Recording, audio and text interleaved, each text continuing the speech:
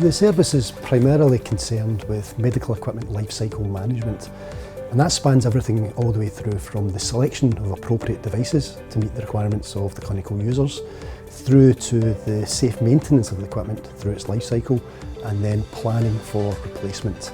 There's a lot of additional detail which is picked up within that life cycle, which are picked up and described within core processes for the department. The service operates to a formal quality management standard, to ISO 13485. Now, this is an internationally recognised standard which sets out key elements and key requirements for the safe management of medical devices.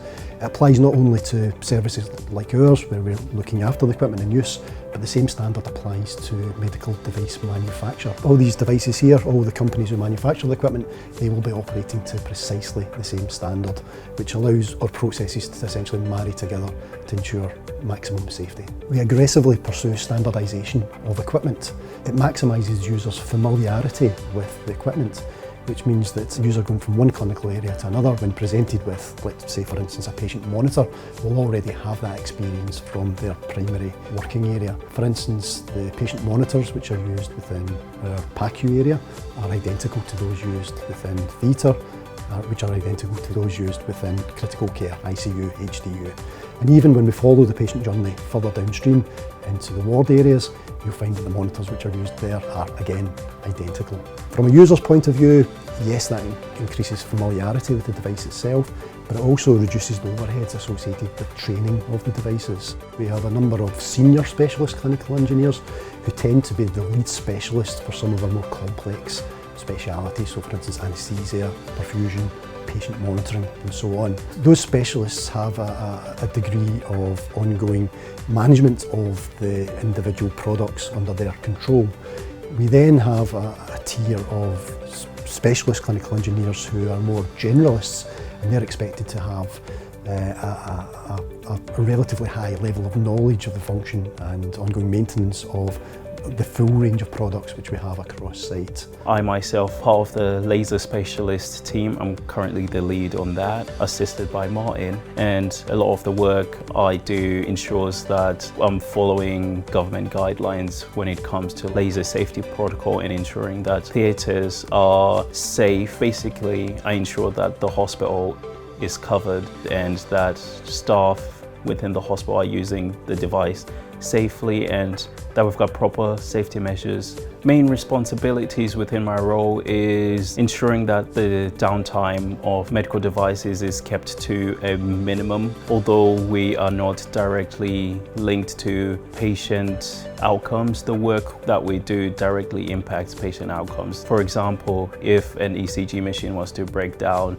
we are expected to repair it in a timely fashion and to make sure that nursing staff are able to take ECG readings of a patient. We're expected to walk into high pressure situations and more or less reassure everyone. For example, in theatres, we're expected to walk into theatres and solve problems in a timely fashion. Sometimes this can involve you getting called in at around 8:15 and they would expect you to solve the problem before a patient was to come in, so you have to be able to work under pressure. We normally start off with an operational teams meeting in the morning.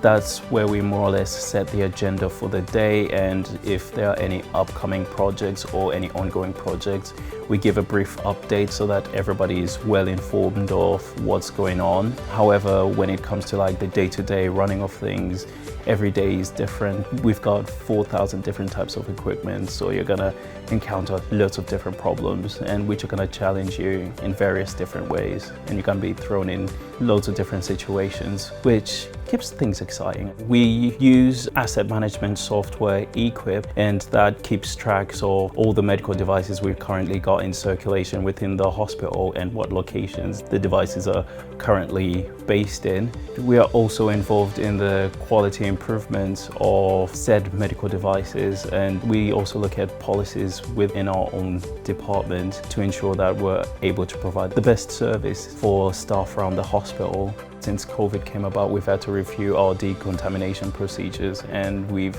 implemented the use of extra PPE, and we've reviewed and changed when it came to the decontamination of certain devices to ensure that we are working as safely as possible to reduce the spread of infection. We also had to reconfigure our workspace to ensure that we were all socially distanced and working as safely as possible. One of the earlier challenges was the instruction from the Scottish Government for all NHS boards to be in a position where they can rapidly double their ventilated patient capacity within a period of 1 week. So a major challenge involved there, not just for this organisation but for every other organisation. And at that point everyone was really looking for innovative ways to make use of ventilation products which we normally wouldn't associate with critical care. The second major challenge associated with COVID was the rapid expansion of some of our clinical areas. I think one of the best examples there would be the expansion of our cardiology day wards. We operated those cardiology day wards within predefined clinical areas on level 2, which were effectively combined and moved into one of the ward areas. On the face of it, you think, okay, that should be straightforward. We simply move all the equipment from position A to position B. But the implementation of that equipment in a safe manner brought with it, again, a number of challenges in terms of networking the systems together to ensure that they communicated properly, to ensure there was adequate alarm management in place. So should a patient enter an alarm state, that would be relayed back to the nursing desk within the ward area. As a team, I think we reacted very well to that. There was a major resource drain and kept us away from some of our other core work, but it was a very good piece of work, and when we look back on it now, I think we did a really good job there. There's so much to learn. We've got 4,000 different types of equipment, and you've spoiled for choice when it comes to options. You can choose which direction you want to follow. The more strings you add to your bow, the more marketable you are, and the more likely you are to get pushed on for the higher and more senior roles. We are keen to push on continuous development. I think that's very normal for us because we've got new equipment continuously coming in, and we're gonna need training. One of our key areas of focus is the phase 2 of the expansion. We are part of the project team looking at the design of the theatres, and very shortly we're going to be moving on to carrying out some of the plans we've already put in place for equipping these areas. Again, that's going to be quite a resource drain for the service as we move forward. There is additional staffing which is factored into the business case, and certainly over the next few months we expect to draw down on those staffing projections in order to ensure that we've got sufficient numbers of bodies on site to pick up on the commissioning of all this new equipment we're expecting to come on board.